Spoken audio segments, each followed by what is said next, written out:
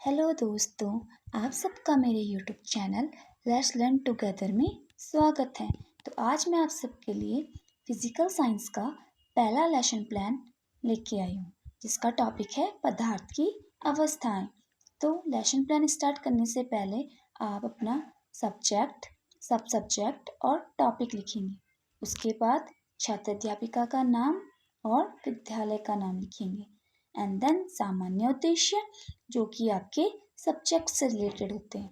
इसके बाद आप विशिष्ट उद्देश्य लिखेंगे, जो कि आपके टॉपिक से रिलेटेड होंगे।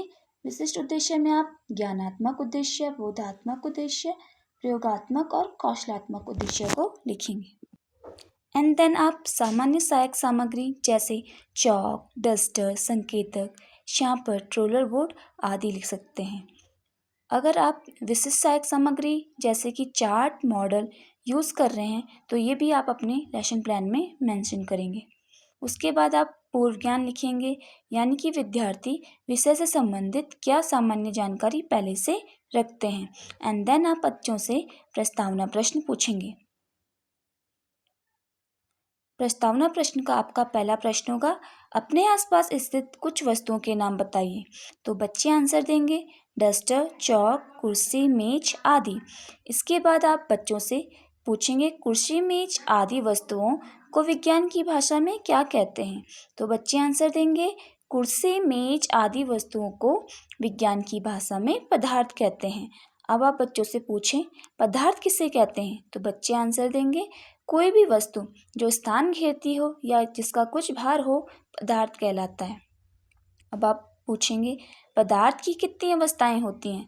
बच्चे आंसर देंगे पदार्थ की 3 अवस्थाएं होती हैं, ठोस, द्रव, गैस।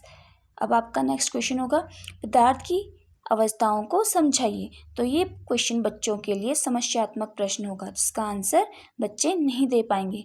तो अब इसके बाद आप अपना उद्देश्य कथन लिखेंगे। बच्चों, आज हम विज्ञान विषय के उप विषय रासायनिक विज्ञान में पदार्थ की अवस्थाओं के बारे में विस्तृत रूप से अध्ययन करेंगे। अब आप अपना पहला टीचिंग पॉइंट स्टार्ट करेंगे।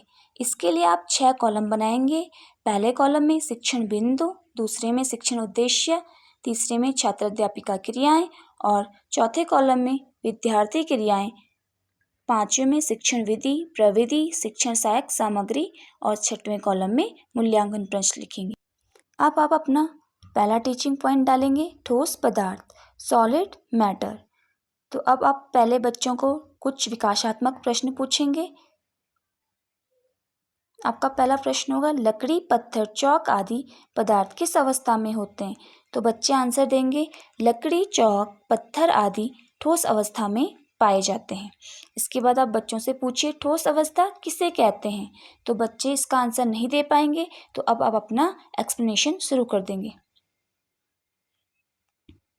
फर्स्ट टीचिंग पॉइंट को एक्सप्लेन करने के बाद आप लास्ट में बच्चों से एक मूल्यांकन प्रश्न पूछेंगे, जैसे बच्चों कुछ ठोस पदार्थों के उदाहरण दीजिए। तो बच्चे आंसर देंगे कुर्सी, पत्थर, ईंट, दरवाजा तथा अपना लास्ट टीचिंग पॉइंट गैस अवस्था स्टार्ट करेंगे। इसमें भी सबसे पहले आप अपना विकासात्मक प्रश्न पूछेंगे। विकासात्मक प्रश्न पूछने के बाद अपना स्पष्टीकरण देंगे और स्पष्टीकरण देने के बाद लास्ट में बच्चों से एक मूल्यांकन प्रश्न पूछेंगे।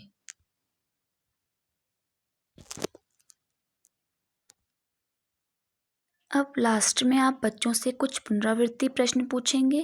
ये पुनरावृत्ति प्रश्न इन तीनों टीचिंग पॉइंट से रिलेटेड होंगे। उसके बाद आप सापट कार्य चिपकाएंगे, निरीक्षण कार्य लिखेंगे और बच्चों को कुछ गृह कार्य देंगे। दोस्तों, अगर आपको ये वीडियो पसंद आई हो तो मेरे चैनल को लाइक, शेयर और सब्सक्राइब जरूर कीजिएगा। दोस्तों, अगर आपको ये वीडियो पसंद आई हो तो मेरे चैनल को लाइक, शेयर और सब्सक्राइब कीजिएगा।